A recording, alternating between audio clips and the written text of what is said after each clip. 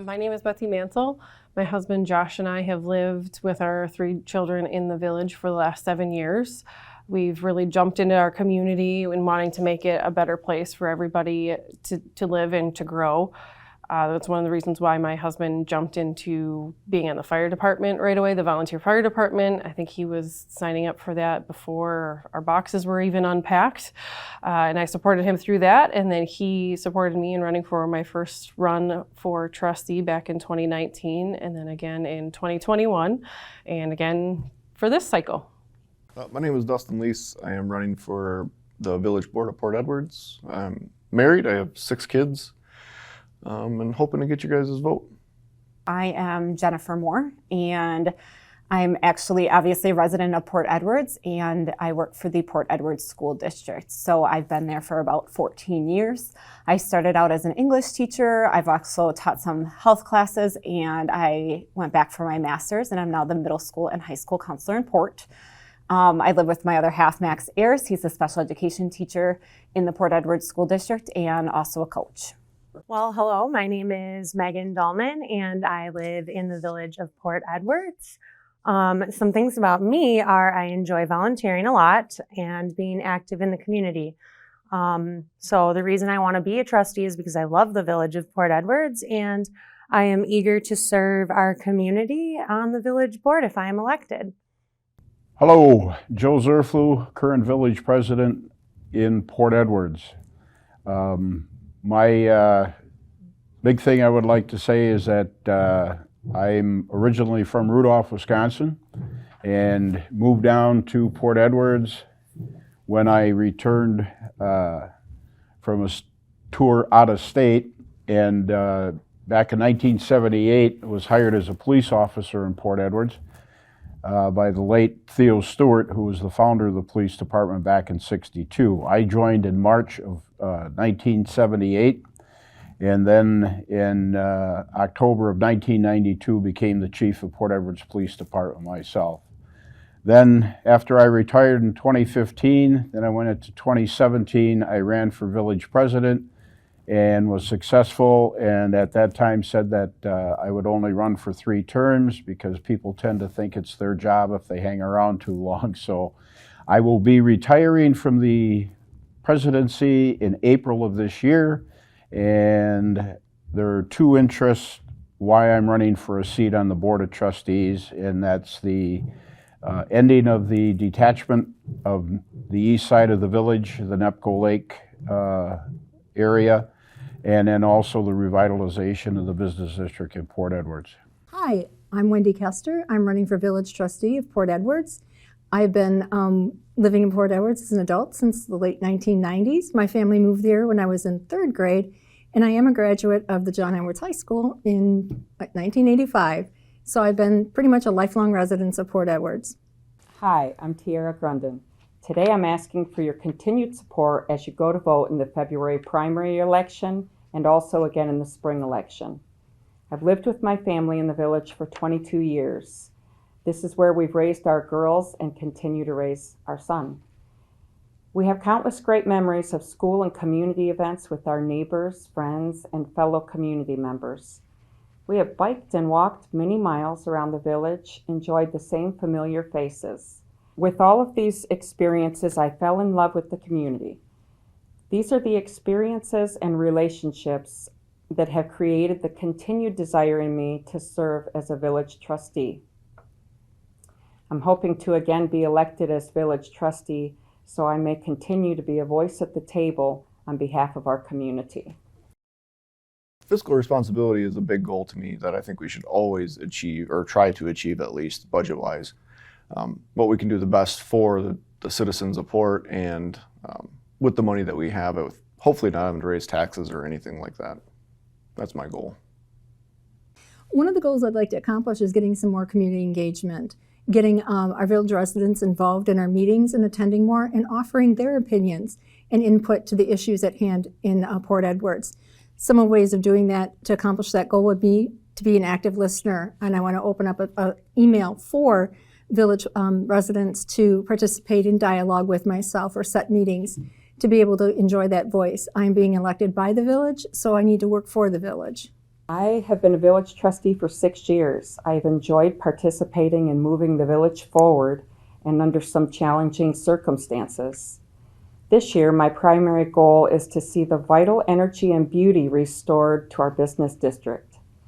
We have great businesses that have been an anchor of our business district. They deserve to have the village committed to everything we can do to encourage a vibrant local economy.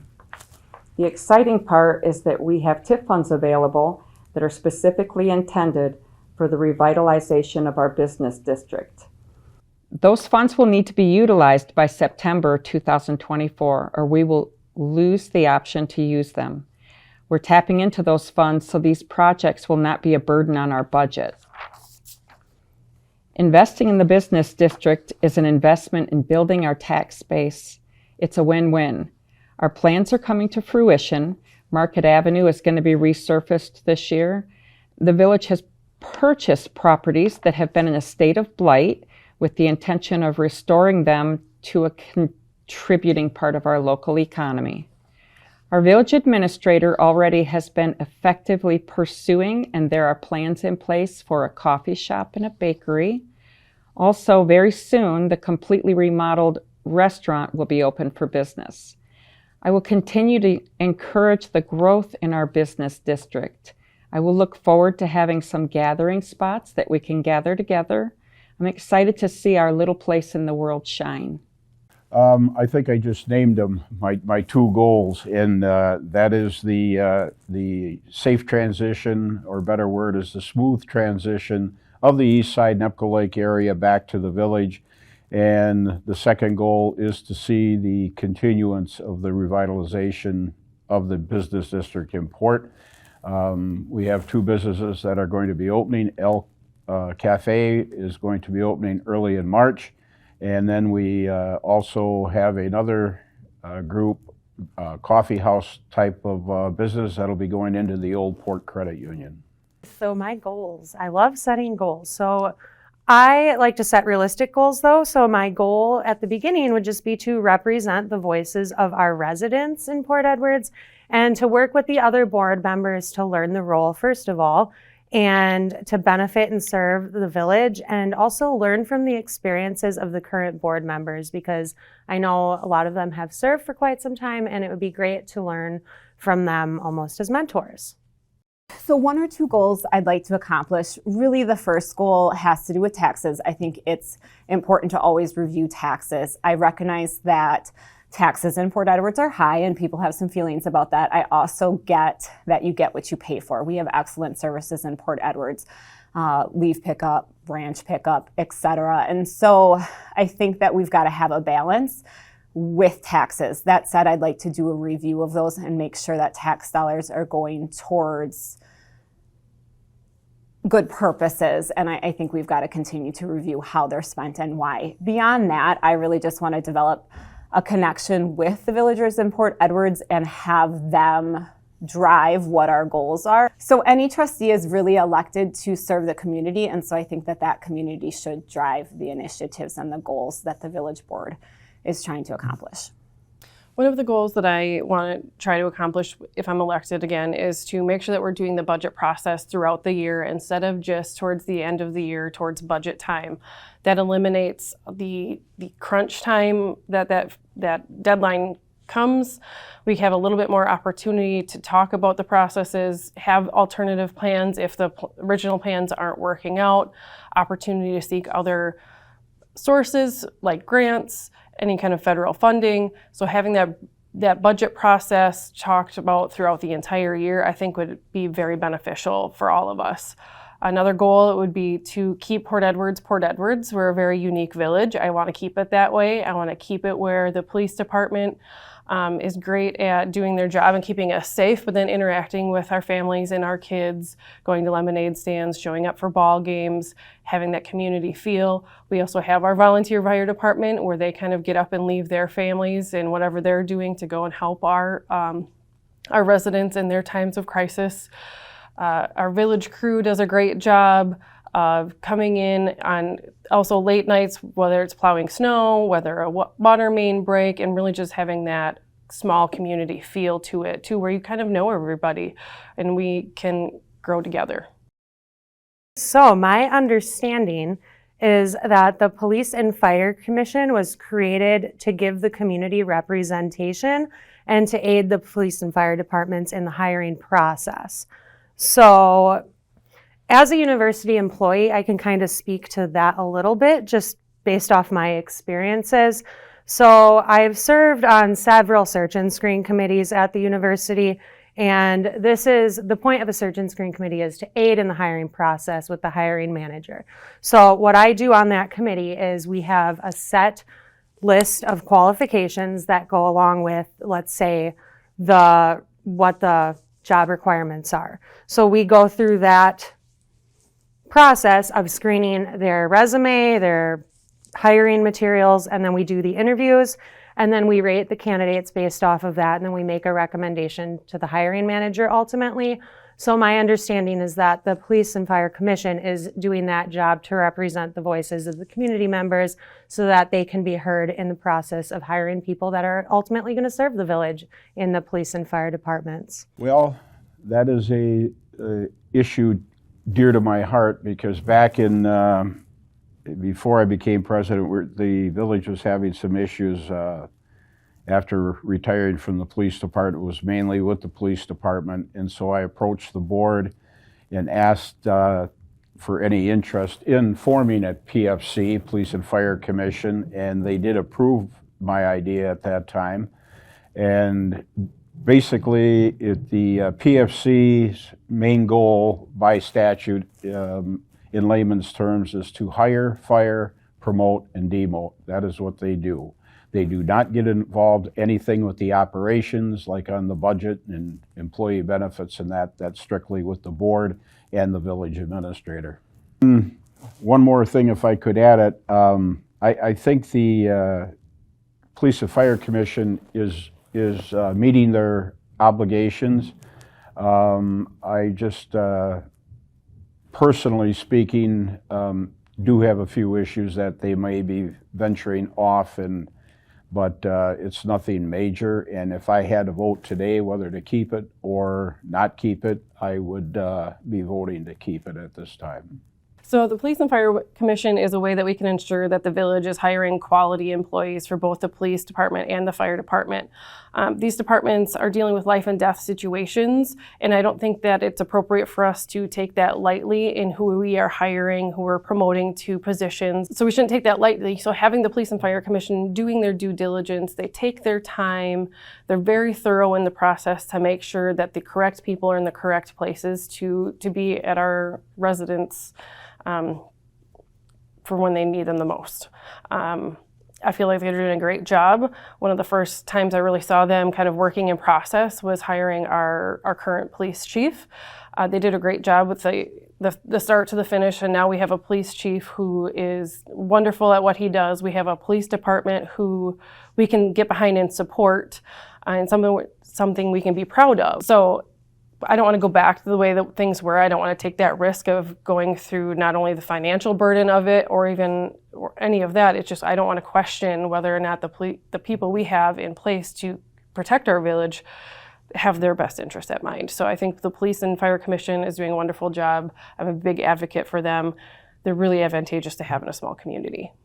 So the Police and Fire Commission, just like in any municipality or village or town, they're there to oversee the police and fire department business, basically. So hirings, firings, just the general business of the fire department. I think it's very important that we have one. It keeps a good, a good layer between the actual departments themselves and the council or the village board, as it may be, just for like making decisions. And especially in a small community like we have, typically, 9 times out of 10, I'd say you're going to have at least one person either involved in the police department or the fire department, and that could be a direct conflict of interest if they were to be in a vote or any business related to those specific departments. The Police and Fire Commission was established in 2018. They are responsible for the hiring, firing, discipline of the police and fire department employees. Multiple factors that began before my time on the board contributed to the final decision to create the Police and Fire Commission. Had the commission been established earlier, the village might have been able to avoid several negative consequences, such as avoiding the potential dangerous circumstances that unfolded at a community event, avoiding the negative media attention for the village, avoiding the damage to the reputation of our police department and village, and avoiding the significant financial cost to the village that was incurred. Since the PFC has been established, they've created processes that guide them in effective candidate recruitment and screening. This also provides the village a higher level of risk mitigation. The purpose of the PFC is an ongoing mission. In my opinion, the PFC is a proactive, risk-reducing tool that will always be in the village's best interest to maintain. So there's really 3 questions in there. I'll take that first question. The first one is, what's my position on the PFC? And at this point, and this answer won't make those on either side of this debate happy, but truthfully, it's an honest answer, and I haven't formed a position yet. Really, the reason why, I've heard some feedback on this question, but I think it's important that all of the key players that are affected by the PFC really get to have a voice in the discussion before I would make a final decision. That said, I do believe anytime that taxpayer dollars are being used to fund something, whether it's police, fire, schools, roads, there needs to be checks and balances and some type of oversight. That is important.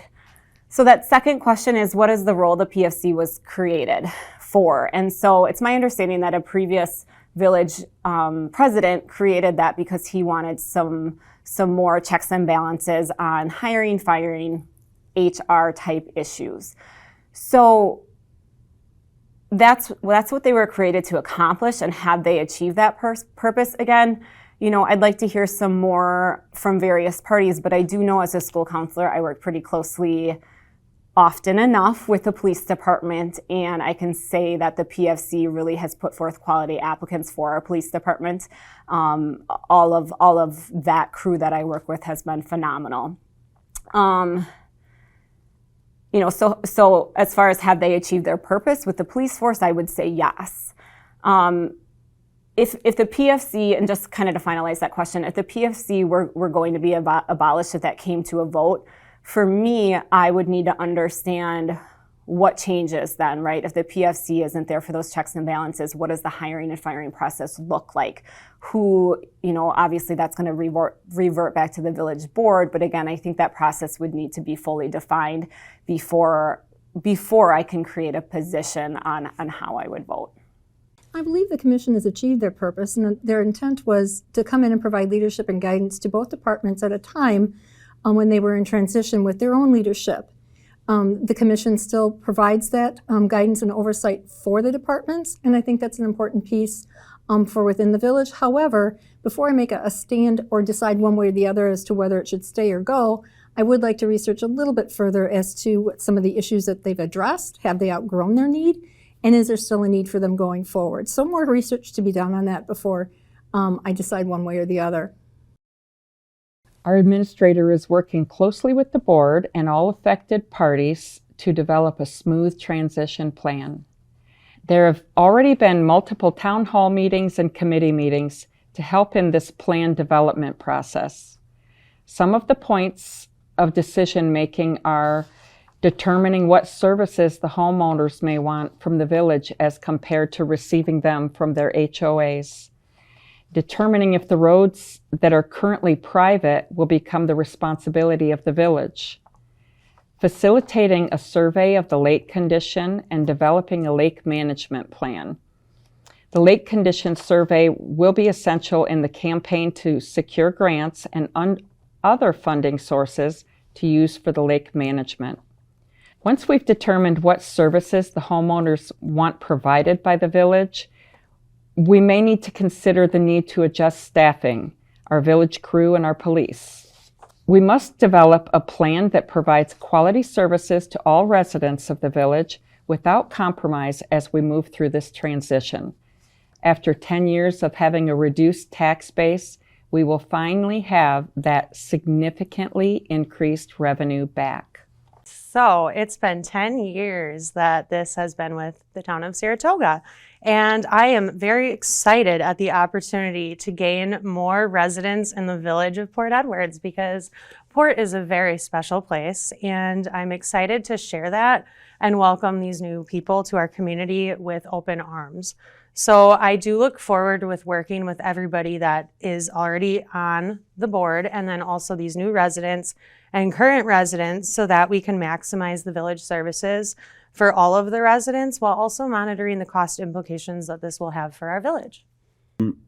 It will end this year, 31 December 2023, and it was formed in 2013, at which time I was still an employee, being the chief of police, so I had nothing directly to do with approving or not approving, but attending a lot of the meetings at the board meetings when it was being formulated. Being honest, I kind of didn't see the sense of it back then, but as it transgressed and then being on the board, I think it is a good thing, and it is going well. The detached area now is what's next for it is already happening, and that's we formed an ad hoc committee. Well, I shouldn't say we, the village administrator was meeting with the people from residents from the east side, and going over things such as streets and stuff like that, and all the other related things with coming back as the village as a whole. And with the forming of that, and talking with the village administrator, we've now made it an ad hoc committee, and its parent committee is the Planning and Legislative Committee. So it's really moving along well, and I look to it to continue. And they're also talking about forming a lake association over there, and I think that'd be a great idea. Sure. So that territory is going to return to the village in January of 2024. It's my understanding that the village board has actually already created a subcommittee, and they have been working on that transition already. The residents of the territory, I know, have already been contacted. They're talking about the lake and possibly forming a lake association. I know they already, I think, know what the taxes will look like in the future. And again, that subcommittee is working through roads, plowing, issues like that. So that's in full swing. As far as next steps, I think it's going to be important to communicate with the current community members as far as what are the effects on the townspeople with the transition. What is it going to do, to taxes? How does it affect our village crew, obviously, because that territory expands what they need to cover. Police and emergency services. How are all of those crews affected as well? And does that mean adding positions, adding hours? So I think that's something that's got to be explained to all of the residents. And again, I think as long as that subcommittee continues to work through that process and answers those questions, we're well on our way for the territory to come back in 2014. I guess I really don't have a position on the detachment, whether or not they come back or not. I thought it was just a done deal. They're coming back, so we kind of just have to do the next steps of making sure that we are communicating with our residents, the ones that are currently in Port Edwards and the incoming ones as well. There's a lot of planning pieces that have to be put into place. A lot of that is staff-oriented. Again, budgeting is a huge one with this one, making sure we have enough budget and staff personnel to be able to provide the services, given that there's a little bit more of a distance that we do have to cover. So making sure that we are being thorough in planning and communicating and collaborating as well with all the parties involved, I think is going to be the biggest step.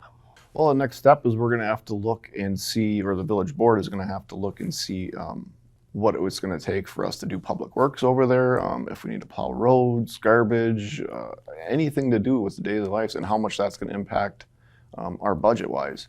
Because obviously, being where it's specifically located, away from the village itself, that's obviously going to cost, increase our fuel costs for driving over there, vehicle maintenance, wear and tear on our vehicles, and staff-wise too are going to have to go over there and not be possibly dedicated in the village itself. So those are all questions that we need to answer and go through each day or each time to figure it out.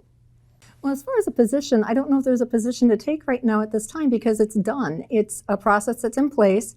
There's been communications with the residents of that area, and from what I understand, they've been positive. So we're moving forward with that to bring them in under our fold. I think the next steps for the village would be doing an assessment to see what the needs are to meet for those residents and what that impact would be to our village resources. Some things to consider within that assessment would be, do we need to hire additional employees? Are we able to manage with what we have? Or do we also need additional equipment? Or are we going to be able to manage with what we have? So again, it's one of those things, as these conversations evolve and those needs are identified, we'll need to assess where, as a village, we need to go with those.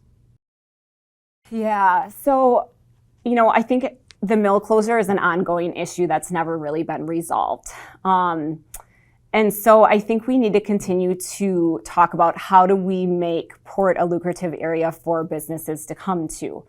So in the last few months, there have been some great developments. There's been the rejuvenation of our business district. We're going to have a restaurant opening soon, El Cafe, and Mission Coffee is also coming to town. So those are great developments. That's a great place for community members to come together and connect.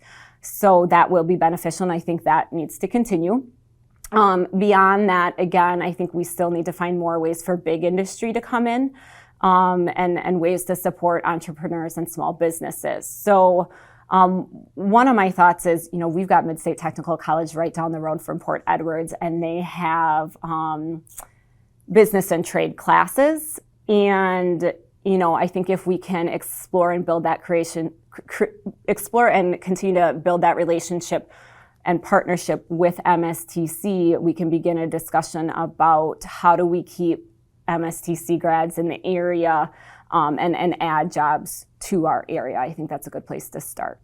People are looking at their property tax bills right now and talking about the increase. I understand that frustration that people are feeling, as we're feeling it also. The problem that I think needs addressing is the messaging around the issue. I don't think most residents have the context for this increase, why this increase occurred. The consequences of the rising cost of products and services that are required for village operations is estimated to cost around 15% more across the board. This is not related to expanding or growing village government. This is directly related to the rising cost of everything that it takes to run our village. Thankfully, our village administrator and each department head has provided a fiscally responsible plan. They've worked hard to create a plan that provides a high level of services that Port Edwards is known for, while only raising the millage rate 1.8%. For perspective, the other 3 jurisdictions that are included in the property tax bill increased their rates by greater than the village. Wood County, 9.4%. Mid-State, 3.7%. Port School District, 4.4%. Village of Port Edwards, only a lower 1.8% increase. As much as I don't like the 1.8% millage increase for this year, when looking at it in context with mitigating circumstances, I think we've made some tough but fiscally responsible decisions. Circling back to the concern people have with the increase in their property tax bill, the problem I see is in the messaging issue. We have to work on getting the appropriate full context explanations of what we're doing and why. We have to create an efficient way to make sure our village residents are completely informed and able to have a more in-depth exposure to our decision-making process. Something to remember, not only is it the right of the public to come and witness everything going on in our meetings, We sincerely invite you and welcome you. I would say with the village, we've done a really good job of bringing parks in and creating a nice village atmosphere, our activities, our recreational pieces, all what's very important for a quality life within Port Edwards. However, a part that I think that we need to do is get back to some of our basics and look at our infrastructure. We need to look at our roads and our aging utilities as well and make sure that we're keeping those maintained to a level of where they need to be for residents' safety. Okay, so something that I've heard from other residents just talking with people is that the property taxes are high here. Now, I'm sure that's no secret to anybody that lives there. Part of the reason of this is because we do offer a lot of services in Port Edwards, and that's one of the things that I think is great about our village and sets us apart from other communities in this area. So I would like to work with the other board members to continue maximizing the services that we offer to preserve that for Port, but to also find ways to minimize the cost that this does have on our residents. So figuring that out from their experiences and learning from them, and then also looking for ways that we can solve those problems together, I think is very exciting to me. In the phone calls I've received, I wouldn't label it as a problem. I would even have a hard time labeling it as a major concern, but there is some minor concern of some residents that have talked to me because, of course, taxes are on everybody's mind. That issue comes up, and they know that if we have a few, what should I say, perks where we have grass pickup for our residents, brush pickup, and our Department of Public Works does a bang-up job of getting the streets clear in the winter time and whatnot. That is probably pretty much all I've have heard in those regard. They're really appreciative of that fact, and they're also appreciative that the job that the DPW does with our parks. We don't have a lot, but I'll match them with anything in the surrounding area when it comes down to it. I haven't heard of any real major problems that have been brought to me that I'm aware of anyway. But I am always open to listen to problems if people have them, if they want to bring them to me so we can have a good discussion and bring it forward to the village board if need be, or however we need to handle it and make our way through it. The biggest problem that I see for anybody is the budget. That's always going to be an issue, and try to stay within that budget, especially with the way inflation is.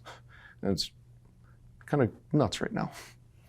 I think the major problem I hear consistently, not just during election time, but always, is the cost of living in Port Edwards is higher than our neighboring communities. A lot of that is because of the extra amenities that we do have, the lawn debris pickup service, the sucker truck, what everybody calls, the bulk garbage pickup, all those little extra things that make us unique and make us stand out. And those are the things we have to make sure that we're keeping, but also keeping costs within a relatively manageable number.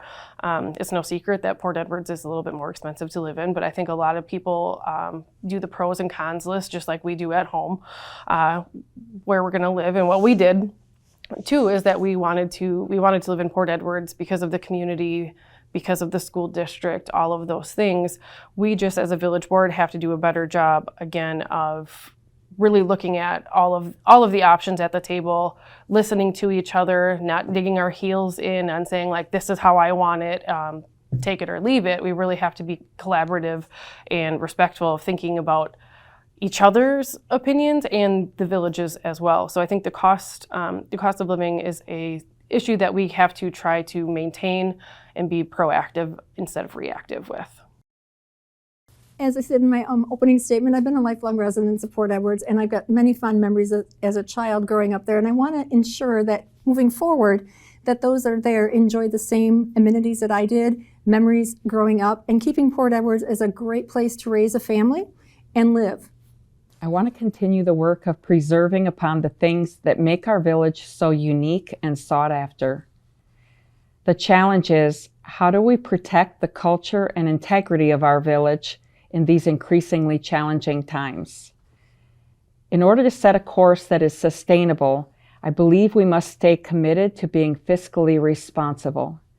For me, this means carefully considering the cost benefit of what we're spending our tax dollars on.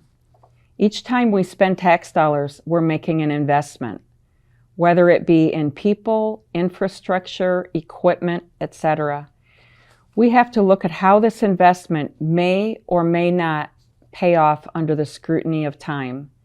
Can that investment create savings or a liability? My experience has helped me to develop a solid understanding of what is required to practice fiscally responsible principles. I hope to continue to be an asset to the Village of Port Edwards.